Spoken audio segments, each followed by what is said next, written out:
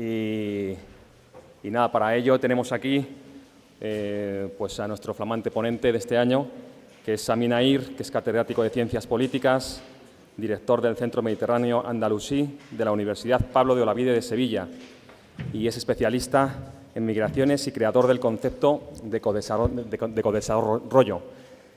Él, pues bueno, pues nos va a poner este prólogo al Congreso antes de la inauguración, haciendo un alarde de cómo se pueden encajar muchas veces las agendas y encima en un momento, pues eso, pues tan convulso como este, ¿no? Bueno, pues sin más dilación, por favor, tiene la palabra Sami Naïr. Cuando quieras, empezamos. Gracias. Buenos días.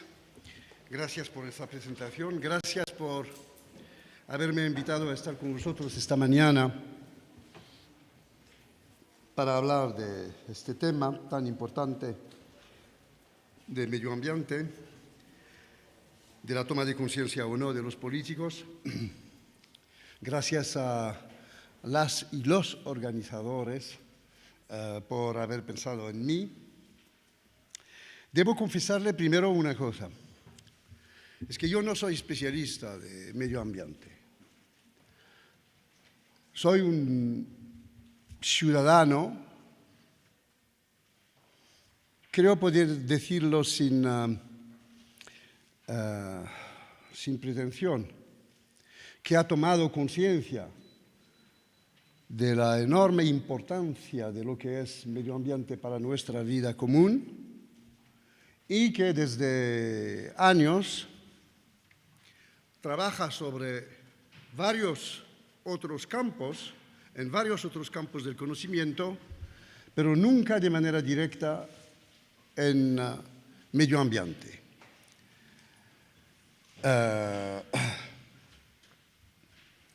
Con lo cual, les pido de antemano disculpas y tolerancia, porque vosotros, como especialistas, mediadores, periodistas, científicos, tenéis un conocimiento mucho más profundo y probablemente agudo que, no probablemente, seguramente agudo que el mío sobre este tema. La cuestión que vosotros habéis planteado es una cuestión interesante y diría sin querer, digamos, entrar totalmente en los detalles, casi un poco naiva.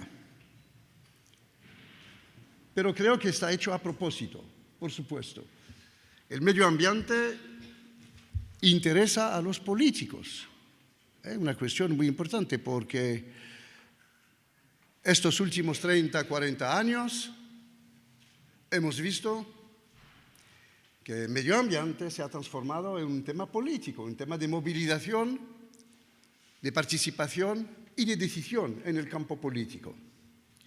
En ese sentido, diría que la respuesta planteada así a esa cuestión es bastante fácil, no es necesario organizar un debate en torno de este tema. Diría que la cuestión es sí, por supuesto que interesa a los políticos. El problema es saber cómo y por qué. Y más allá, si es verdaderamente la cuestión. Si la cuestión no debería ser, y es lo que voy a intentar, digamos, analizar aquí y reflexionar con vosotros con altavoz, otra. Es decir, ¿por qué los políticos tienen que interesarse a medio ambiente? Es la gran cuestión. Y planteada así, las respuestas son diversas y diferentes. Quisiera también poner en claro el hecho de que, pese a que personalmente no sea un especialista de medio ambiente, Lo que leo a menudo en los textos que se refieren a medio ambiente, al cambio climático, etc., son a menudo textos muy influidos por la ideología imperante a escala planetaria hoy, el economismo.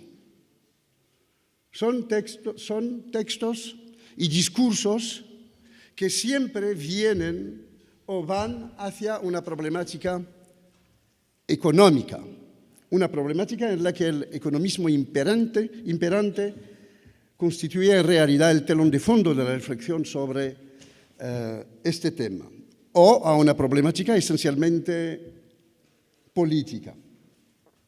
Creo que hay que ponernos de acuerdo sobre la posición de la cuestión. Yo diría que hay dos posturas de políticos, fundamentalmente. Una primera postura que hace que hay estos políticos en Europa desde los años 70, fundamentalmente desde el gran texto elaborado por el Grupo de Roma, en torno de Willy Brandt, sobre los desgastes del progreso, los políticos que han tomado conciencia de la gravedad de la situación y que han luchado sinceramente, sobre todo en Alemania en los años 80, para cambiar las coordenadas de la relación con la naturaleza, es decir, para problematizar el cambio climático como un elemento fundamental del debate en democracia. De ahí salieron históricamente los partidos verdes,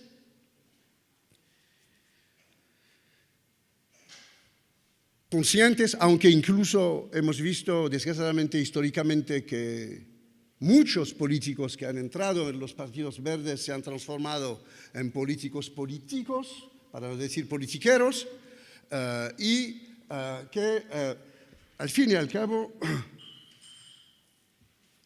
han planteado ese problema. No quiero hacer el balance de lo que ocurrió estos últimos 40 años. Hacerlo sería fácil. Hablamos mucho de medio ambiente, hablamos mucho de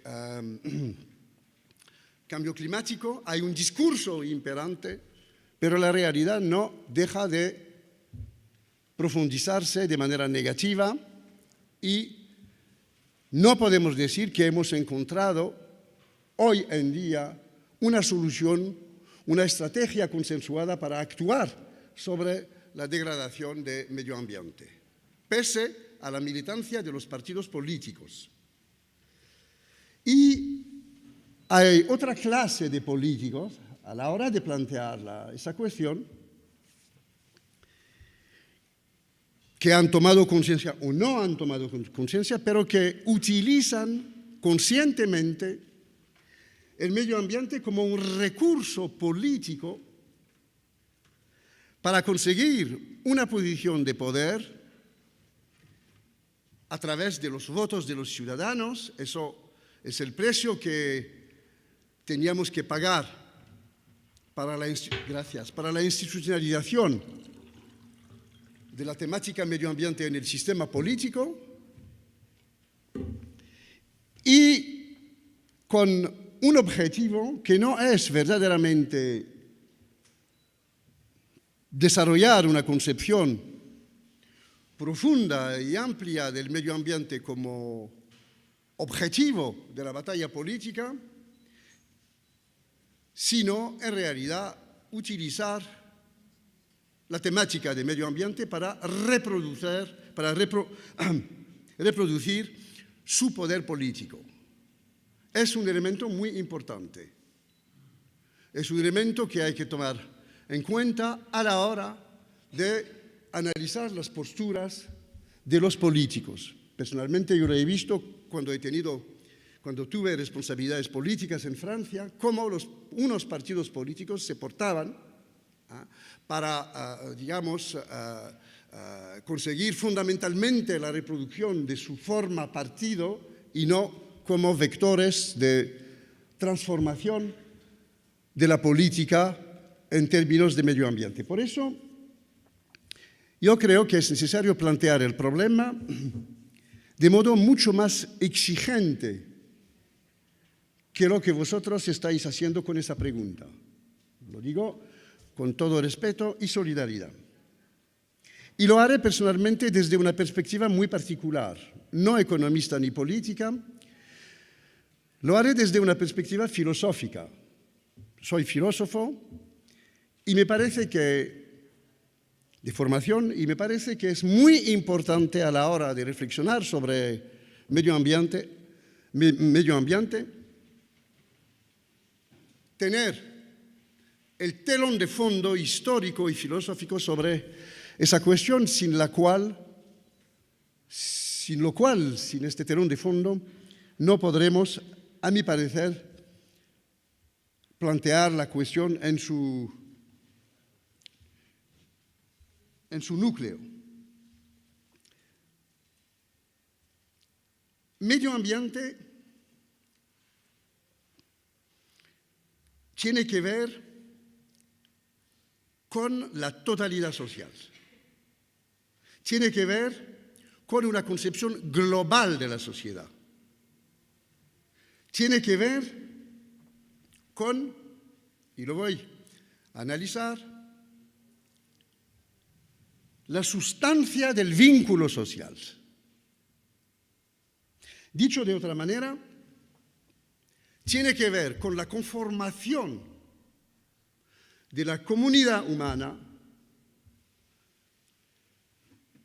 de la política, del funcionamiento de los políticos y más allá de lo que podemos llamar desde una perspectiva filosófica lo político.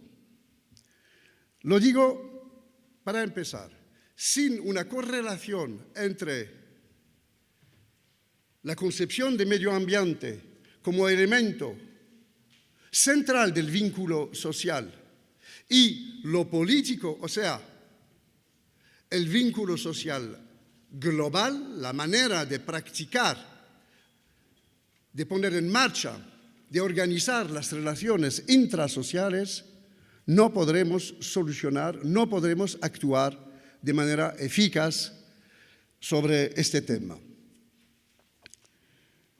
Pero antes que todo hay que definir, para entenderlo, el concepto de medio ambiente. El concepto de medio ambiente para mí no es tal y como se ha construido en los años 80, en los grandes, digamos, textos sobre medio ambiente, sobre todo en Alemania, no es un elemento autónomo, separado, específico de la totalidad social, tal y como, por ejemplo, en la totalidad social hay la agricultura, la economía, la tecnología, la industria, medio ambiente, etc. No. Medio ambiente es una determinación antropológica de los seres humanos. Es decir, que tiene que ver con nuestra conformación como seres humanos dentro de una colectividad dada, una conformación antropológica de todos los seres humanos dentro de la comunidad de los seres humanos. De ahí viene la radicalidad del cuestionamiento planteado por la toma de conciencia de medio ambiente. No se trata de una dimensión particular, sino de la esencia, de la sustancia de la vida sobre la Tierra. Y hay que tomar conciencia de lo que significa eso. Porque históricamente nunca la filosofía se ha planteado el problema de esa manera. No digo que yo lo planteo por primera vez. Hay muchos que han planteado el problema de la manera con la que la planteo ahora, como determinación antropológica del ser humano.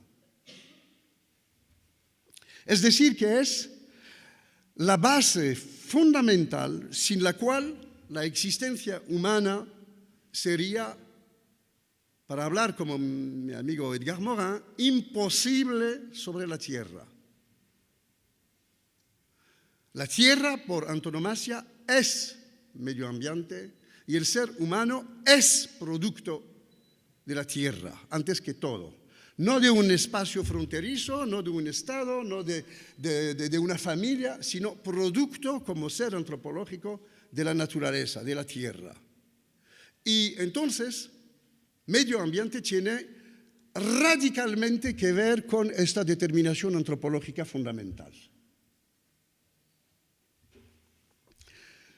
Digo la base, el soporte, el foco de la vida misma, de la existencia o de la desaparición de la existencia humana y animal. Prueba la desaparición cada vez más importantes de variedades de animales, de peces, la transformación y el nacimiento de otros animales, otros peces mucho más nefastos en la Tierra por precisamente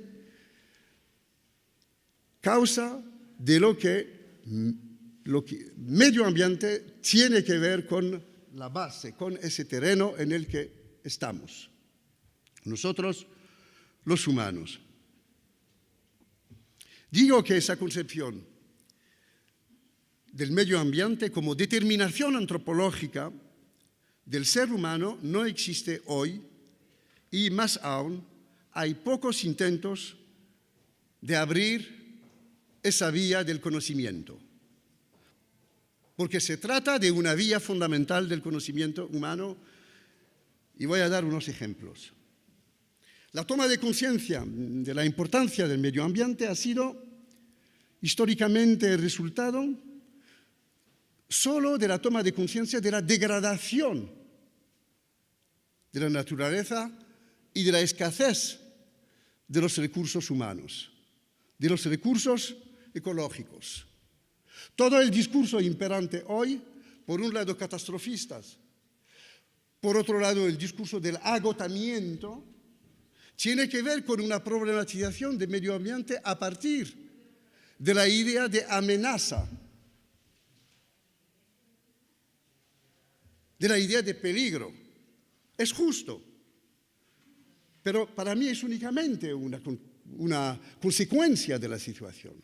La idea fundamental es la necesidad de la toma de conciencia de lo esencial, que es la determinación antropológica del ser humano como ser ecológico, como ser fundamentalmente producto de una tierra, ella misma madre de esa identidad. Todo el sistema político y su gestión política, el sistema económico, ha sido históricamente basado, lo sabemos todos, en un inmenso proceso de destrucción de la naturaleza, concebida como presa de las actividades del hombre y más aún, esta orientación se ha transformado desde el siglo XIX, pero sobre todo se ha radicalizado desde los años 70 del siglo pasado, en un intento de mercantilización generalizado del uso de la naturaleza. Dicho de otra manera, la tierra, la naturaleza, se ha transformado en mercancía.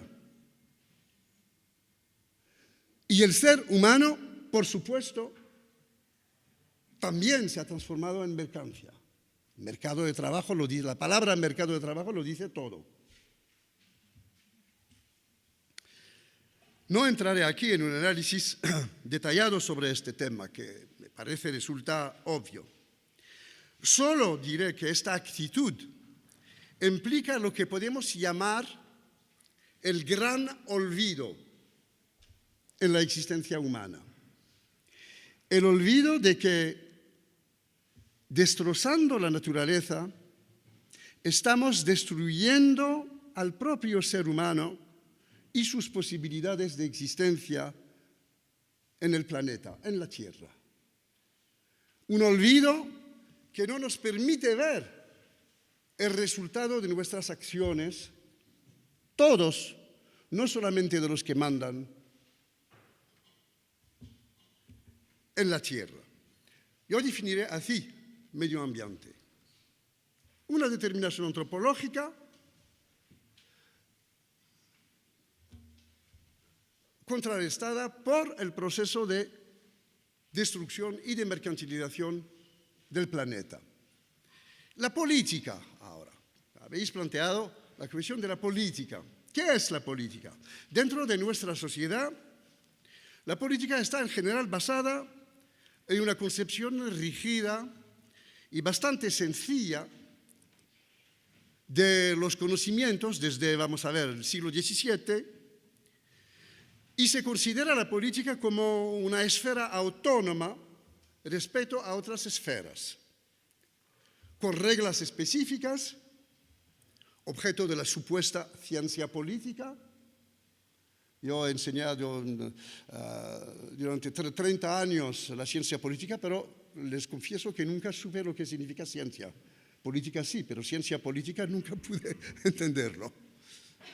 Pero vamos, como una esfera particular, generando a los profesionales de la política, a los políticos representantes de los partidos políticos, y cuyo objetivo fundamental es, tal y como lo había visto de manera genial Maquiavelo, la conquista y, sobre todo, la conservación del poder.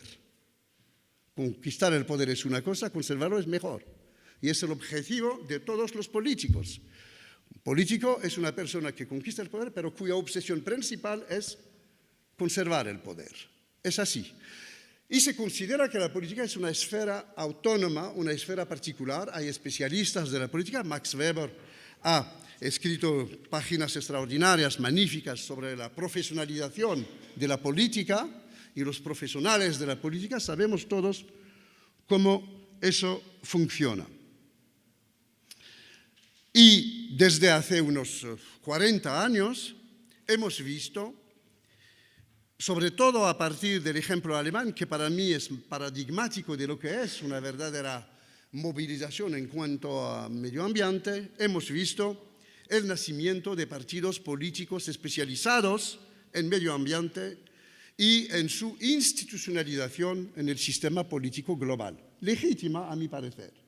Pero el hecho está ahí. Hay los partidos que defienden la industria, el problema global, hay los partidos que defienden la ecología. ¿Y qué hacen los grandes partidos? Bien, cuando ven que hay una movilización importante en torno de medio ambiente, integran medio ambiente en su programa.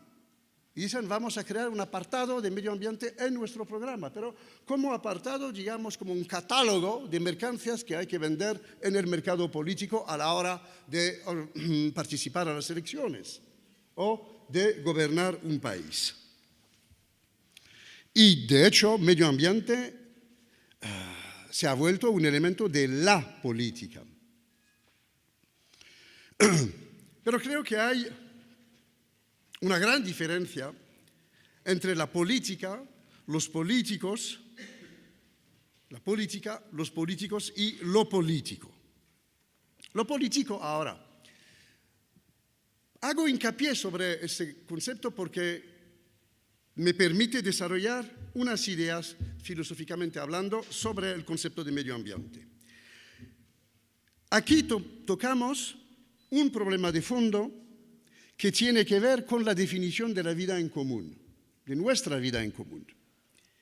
En el pensamiento occidental, secularizado sobre todo, a través de la historia, sobre todo en las grandes obras filosóficas, siento enunciar estos nombres aquí, pero juegan un papel importante en la concepción de lo político, Platón, Aristóteles, Spinoza.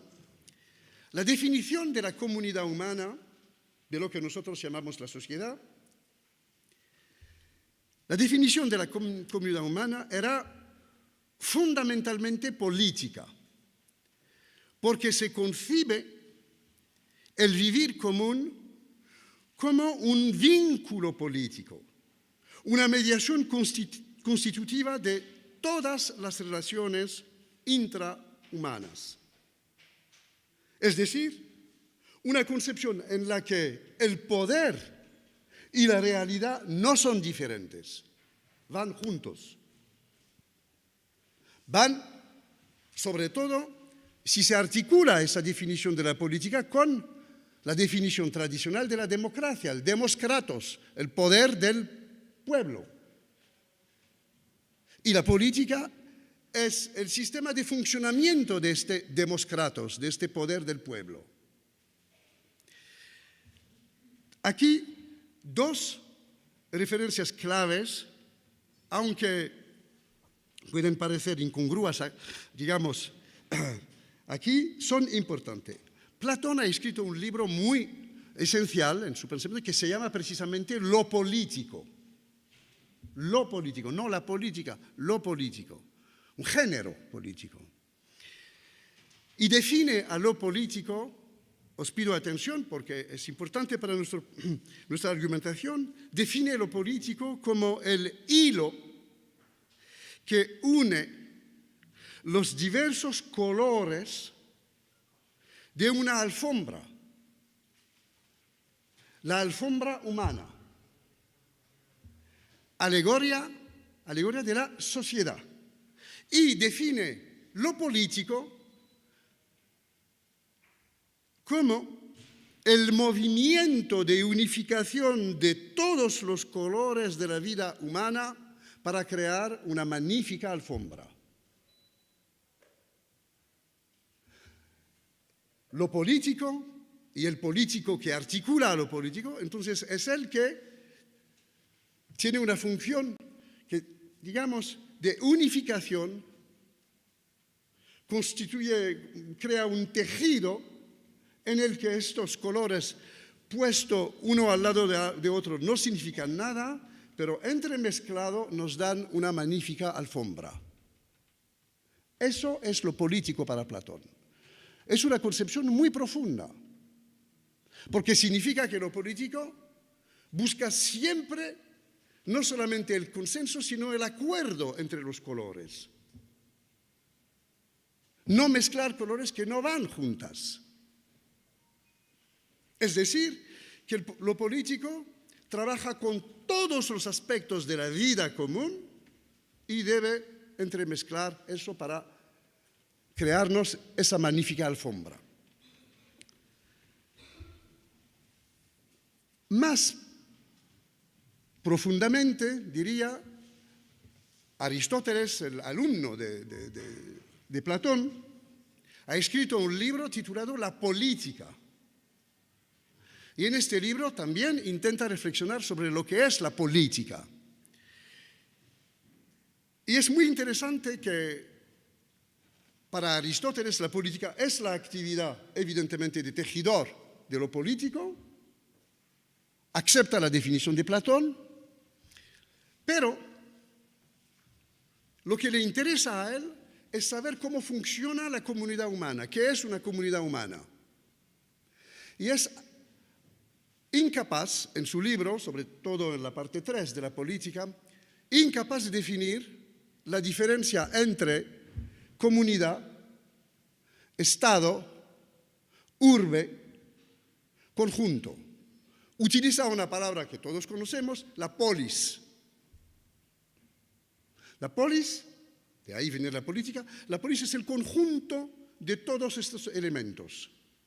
Y dice, la polis es el ser humano como resultado y organizador a la vez de la comunidad, del Estado, del urbe y de todas las dimensiones de la vida en común. Y Aristóteles añade, porque la base de la polis es la tierra. Es el mundo en el que se produce este encuentro y se organiza este elemento. Y no es por casualidad si, contrariamente a Platón, Aristóteles va a tener una reflexión muy profunda sobre la física y sobre, digamos, los elementos de la tierra. Pero a partir de ahí define el ser humano como un zoon politikon, es decir, un ser fundamentalmente político, un ser cuya característica esencial es la política. Yo creo que a partir de esas dos aproximaciones podemos decir nosotros que el ser humano es, ante que todo, un ser político ecológico, o sea, un ser que se organiza políticamente a través de una relación particular con la naturaleza. Y que todas las sociedades, absolutamente todas las sociedades, tienen una relación específica y particular con la naturaleza. Conocéis probablemente todos la historia siempre contada por los antropólogos de los pescadores y los no pescadores. En las tribus de Amazonia, Claude Lévi-Strauss, por ejemplo, ha demostrado que hay unas tribus que viven al borde del mar y que pescan ahí, pero al borde del mar. Y cuando, por razones, digamos, de temporada, no hay peces, cambian de lugar y van a otro lugar. Mientras que hay otros que han empezado, cuando desaparecen los peces, a fabricar barcos para ir a buscarlos del otro lado. Una relación cada vez diferente con la naturaleza. Y evidentemente fabricar barcos significa un salto cualitativo en la relación con la naturaleza. Cada sociedad, entonces, en este sentido, el ser humano es un ser político-ecológico y, diría, el medio ambiente constituye su sustancia social. O, dicho de otra manera, el medio ambiente es la máxima expresión de lo político y tiene que ver con la totalidad de la existencia humana. Ahora bien, si se plantea la cuestión, ¿el medio ambiente está hoy en día concebido como la encarnación de la vida en común, de lo político?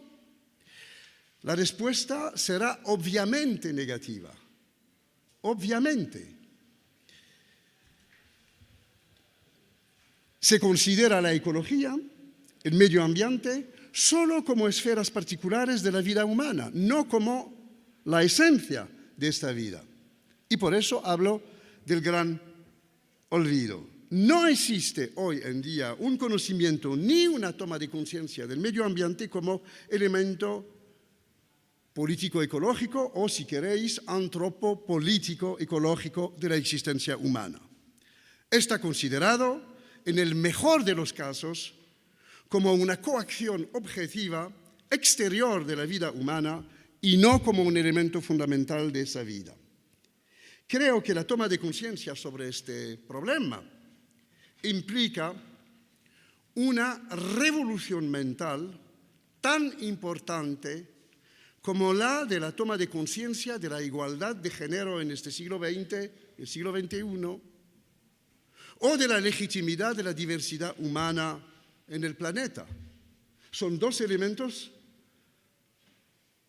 la equiparación de los géneros y la legitimidad de la diversidad humana, reciente en el conocimiento, en el paradigma mental humano. Hace unos 50 años la cuestión de la equiparación no se planteaba de la misma manera que hoy. Para nosotros hoy parece como una necesidad natural, diríamos. Hace unos 50 años no. Y tanto para la diversidad humana. El racismo, el diferencialismo racista era legítimo en el siglo XIX.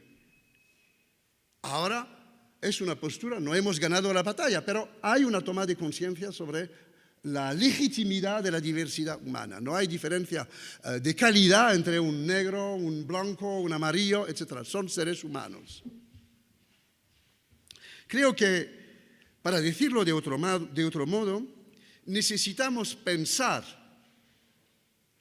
medio ambiente a partir de la construcción de un paradigma mental tal y como se elaboró en el siglo XVII, XVIII, el paradigma del pensamiento racional basado en el uso de la razón y no en el uso de la creencia para explicar la física y menos aún de la fe. la creación de la razón como elemento de actuación sobre la física, sobre la Tierra, sobre el mundo en el que vivimos, ha sido un gran acervo del siglo de la Ilustración. Antes no se funcionaba así, antes no se pensaba así, basta con leer los autores de la Edad Media. La naturaleza era producto de Dios, a partir del siglo XVI ya, producto del conocimiento y de la razón humana. Creo que eso genera, si queremos tomar, digamos, en su esencia lo que significa la revolución ecológica, una revolución radical en el contenido de la transmisión del saber humano. La transmisión del ser humano ecológico y de los conocimientos sobre el medio ambiente, tal y como se transmitieron los grandes conceptos del paradigma racional elaborado en el pasado. Un nuevo paradigma, una nueva forma de pensar, unas nuevas mentalidades basadas sobre el ser humano como expresión de la naturaleza y no como su dueño. Nuestra formación es la de formar individuos dueños de la naturaleza, que mandan a la naturaleza. La revolución mental sería invertir totalmente la problemática y considerar que somos elementos de la naturaleza, que ella tiene una vida propia, que ella sufre nuestras actividades, tal y como los animales sufren nuestros comportamientos. Eso implica una revolución pedagógica, una nueva educación cuyo contenido debe enfocarse sobre la construcción de un nuevo vínculo social, es decir, la reproblematización de lo político. Para hacerlo, tenemos dos posibilidades. O contar únicamente sobre la toma de conciencia de los políticos, o atacar el problema en sus raíces. Los políticos no tienen importancia en este sentido. Para mí son totalmente secundarios. Los que tienen importancia en ese sentido son los ciudadanos.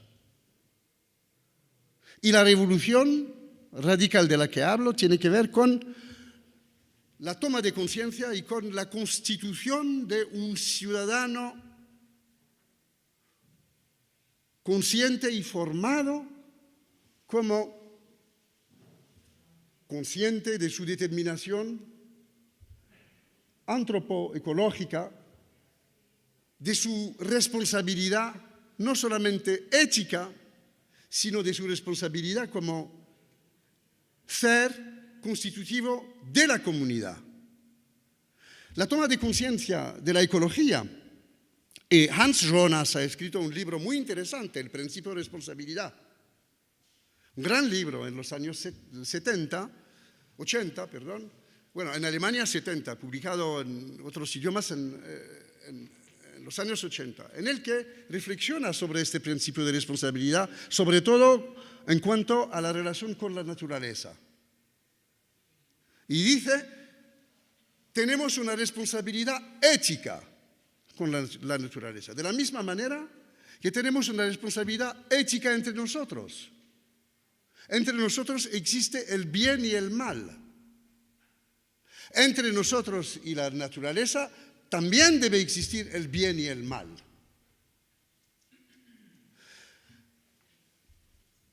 Y hemos tenido estos debates en los años 80 y tuvimos la ocasión varias veces, digamos, de profundizar esa problemática.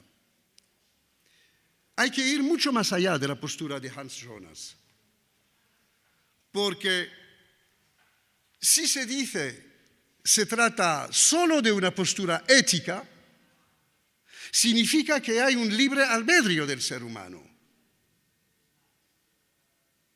Mientras que si se toma la concepción del ser humano como producto de la tierra, como fundamentalmente sujeto de la construcción de la naturaleza y de su propia naturaleza, y responsable de la desaparición del ser humano mismo, si desaparece la naturaleza, ahí no hay libre albedrío.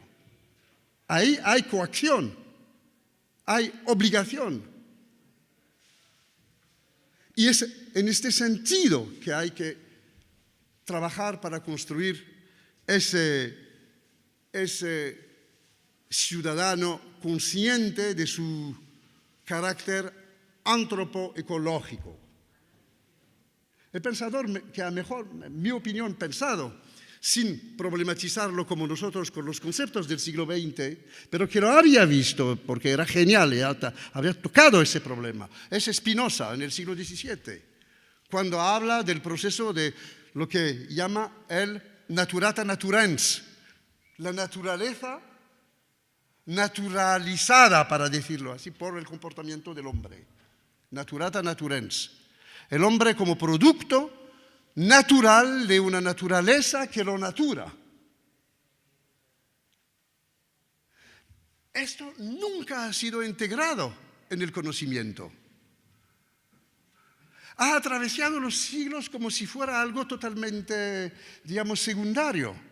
Mientras que hoy en día, dándonos cuenta del agotamiento de la tierra, de los recursos, empezamos a tomar conciencia de que somos nosotros que somos amenazados en esta situación. Es nuestra naturaleza misma que está amenazada en esta situación.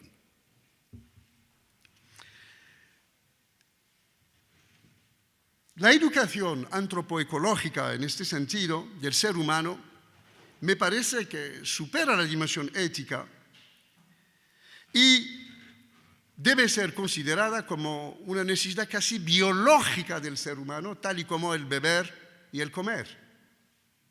Una determinación fundamental de la reproducción de la física del ser humano. No me voy a extender sobre ese tema, diría solamente una cosa para terminar.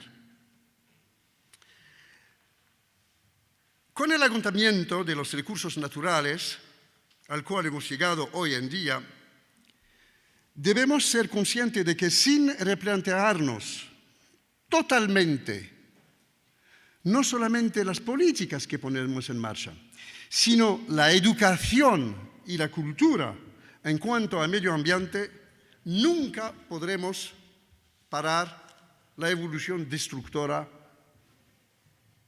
que estamos viviendo. No es solamente un instrumento no es solamente un problema de política, de acción de los partidos políticos, de los estados, que es absolutamente necesario, es fundamentalmente un problema de cultura. Y un problema de cultura porque hoy en día se dice que los estados dicen, sabemos que se han centrado, por ejemplo, la Cumbre de París está enteramente organizada en torno de esa problemática, sobre objetivos cuantitativos. Por ejemplo, reducir de 2 grados el índice de contaminación desde aquí a 2030, creo. Si no, etcétera, etcétera. Es un objetivo legítimo. Pero no plantea el problema de la reorientación global del modo de pensar y actuar dentro de una nueva forma de vínculo social. Es importante la reducción cuantitativa, es necesaria, pero el problema no es cualitativo, o es cualitativo secundariamente. El problema es cuantitativo, el problema es cualitativo. Y sabemos que todos los esfuerzos de la comunidad internacional son hoy en día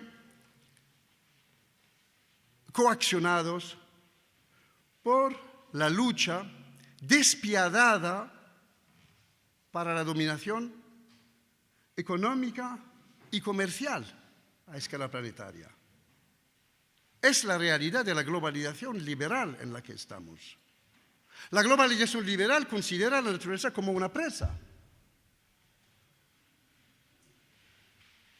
Porque la globalización liberal tiene un objetivo y solo un objetivo: el beneficio. La transformación de la naturaleza en capital, en valor mercantil, y no la construcción de la naturaleza como tierra común. Y si se toman las negociaciones, por ejemplo, en Francia, y he seguido las negociaciones que Ségolène Royal ha desarrollado para organizar esa reunión, es una negociación entre grandes estados y multinacionales que consiste en realidad a evitar que los beneficios o los provechos de los grandes sean verdaderamente tocados. El mero hecho de considerar que se puede, a partir del Acuerdo de Tokio, que se puede vender los derechos de polución, es muy significativo. Lo que significa que los ricos pueden seguir poluando, porque pueden, digamos, comprar derechos de polución. Estamos ahí en una problemática estrictamente mercantil, que tiene que ver con la globalización mercantil, la globalización liberal en la que estamos hoy en día. Y sabemos que nunca podremos, digamos, que las medidas de reducción del dióxido de carbono hasta 2030 va a seguir aumentando, que las emisiones de gas van a seguir aumentando, y todo el mundo lo dice, todo el mundo lo sabe, porque en realidad tenemos frente a nosotros dos enemigos. Primero, dos obstáculos mayores para poder reducir estos efectos. Primero, las estrategias comerciales, económicas de los grandes estados, de las multinacionales, fundamentalmente responsables del desastre ecológico en el que estamos. Los casos más significativos son los Estados Unidos, que rechazan cualquier regla en la materia porque el gobierno de Estados Unidos está sometido a las multinacionales norteamericanas. La semana pasada se publicó un informe sobre las grandes multinacionales desde la crisis de 2008. Todos los países, sin excepción, salvo 2 países, han perdido peso en cuanto al poder de sus multinacionales. Todos, sin excepción, salvo 2 países, Estados Unidos y China. Y ahora tienen el número más importante de multinacionales. Y China, porque la política china depende de los grandes ministerios industriales, que son como en realidad estados dentro del Estado chino, que son estados autónomos casi, y que orientan las políticas comerciales del país, que están, digamos, vendiendo mercancías por todo el planeta, China está hoy en día en la misma postura que Inglaterra, Gran Bretaña en el siglo XIX. Es la potencia industrial por antonomasia. China ha salvado el capitalismo internacional de la crisis, China, país comunista, de la crisis del capitalismo en 2008-2010. Es una paradoja histórica, pero es la realidad. Y tenemos otro enemigo mucho más difícil de controlar y de dominar. Si queremos actuar seriamente sobre el cambio climático, es el enemigo conformado en los hábitos de vida. Necesitamos una verdadera metamorfosis, más que revolución, metamorfosis de nuestros hábitos, de los usos y costumbres. Y eso se sabe que es muy difícil de imponer a las sociedades. Basta con pensar en los coches, en el uso de los coches, las neveras, etcétera, etcétera. Es un enemigo probablemente mucho más difícil de convencer que las multinacionales. Nosotros somos nuestros propios enemigos en este caso. Y la demanda, nunca hay que olvidarlo, la demanda de consumo es enorme en el planeta. Los grandes países emergentes, China, Brasil, India, los países africanos, están expresando una demanda enorme de consumo.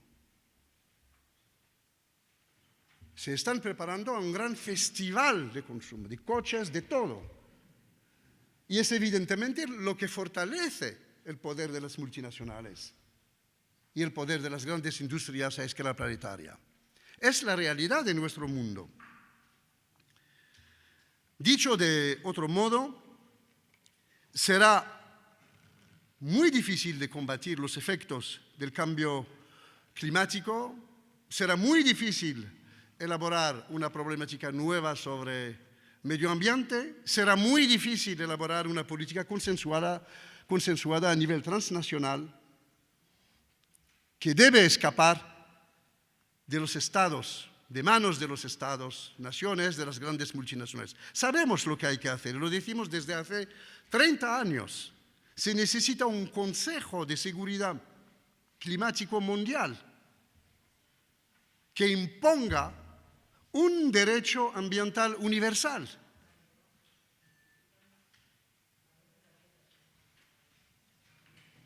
Lo sabemos. Los suecos lo dicen desde hace 40 años. Fue el gobierno sueco que propuso por primera vez esa medida hace unos 40 años. Un Consejo de Seguridad Mundial, porque se trata de seguridad. Lo que hoy, evidentemente, es imposible, dadas las relaciones de fuerza comercial a escala planetaria. No se puede luchar seriamente contra el cambio climático si no se pone un freno al libre cambio mundial. Es decir, a la producción ilimitada de mercancías y al consumismo desencadenado a nivel planetario. ¿Qué ha sido históricamente la globalización a partir de los años 70? 3 elementos la definen fundamentalmente. Más allá de la libre circulación de los capitales, de las deslocalizaciones, etc. 3 elementos.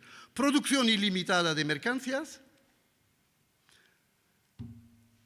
baja salarial y deuda para poder comprar. Eso provocó la crisis del 2008. Son estos 3 elementos. Un país como España lo ha experimentado mejor que todos, con Irlanda en Europa. Consumo de mercancías, apartamentos, coches, etcétera, etcétera, a crédito, con sueldos bajos. Eso es la globalización. Y es este sistema que está destrozando la naturaleza, que está destrozando esa concepción de la que hablo, es decir, una concepción antropoecológica del ser humano. Necesitamos una verdadera, en cuanto a este tema, y terminaré con eso, una verdadera política de civilización, una educación nueva que debe ser difundida a lo largo de la vida del ser humano dentro del sistema educativo y profesional. Y el objetivo debe ser la enseñanza. Es muy importante, de la primera, la más fundamental y probablemente la única verdadera patria del ser humano, la tierra patria. Edgar Morin escribió un libro que se llama Tierra Patria, precisamente, para desarrollar ese concepto. La tierra patria como patrimonio común. La enseñanza a sistemas económicos sostenibles, es decir, ecológicos. He hecho un pequeño trabajo de análisis de las políticas educativas sobre este tema. Y me he dado cuenta de una cosa muy interesante, amigas y amigos. Los países que están haciendo los esfuerzos los más importantes para transmitir esa concepción del ser humano como ser ecológico, no son los países desarrollados. He encontrado estos países en América Latina, Ecuador, que tiene un sistema de educación desde el nacimiento prácticamente hasta la universidad, obligatorio. Colombia, probablemente el mejor programa de enseñanza de la ecología como elemento constitutivo del ser humano. Perú, también. Todos estos países con pocos recursos, pero han tomado conciencia de que se trata de fabricar, me disculpo de la palabra, fabricar un hombre en esta materia, digamos, que tenga una conciencia nueva sobre este elemento. Mientras que nosotros no tenemos eso. He analizado el programa de Francia, Austria, España, etc. Es totalmente secundario. No es una asignatura obligatoria, no se estudia de manera muy pocas horas en la escuela, etcétera, etcétera. Mientras que es fundamental. Porque cambia el modo de vida. Una buena enseñanza cambia el modo, los usos, cambia el modo de vida de los ciudadanos. El tema de la educación es fundamental. Necesitamos de la creación de un derecho para limitar la mercantilización de los recursos fundamentales de la naturaleza. Son temas que merecen que los seres humanos pongan sus esperanzas en ellos.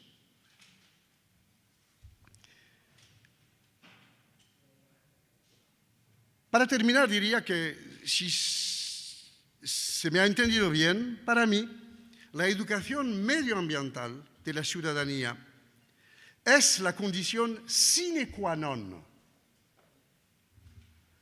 del control de los políticos y de la capacidad a imponerlos orientaciones ecológicas. A la cuestión que habéis planteado, termino entonces contestando, lo importante no son los políticos, sino la conciencia ciudadana, los ciudadanos formados en medio ambiente y vuestro papel, mediadores de la información, es de contribuir a esta información. Los políticos avanzan, pero lo sabéis, avanzan mejor con la espada de la conciencia ciudadana en la espalda. Gracias.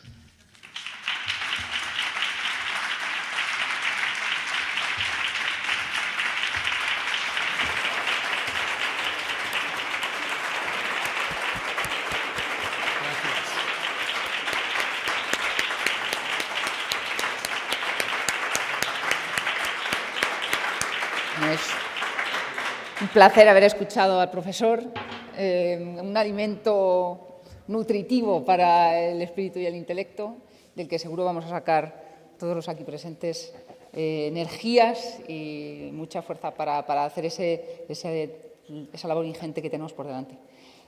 Vamos a seguir con el congreso, vamos a tomar un cafetito todos, si no me equivoco. Y seguimos con la inauguración oficial. Gracias. Gracias.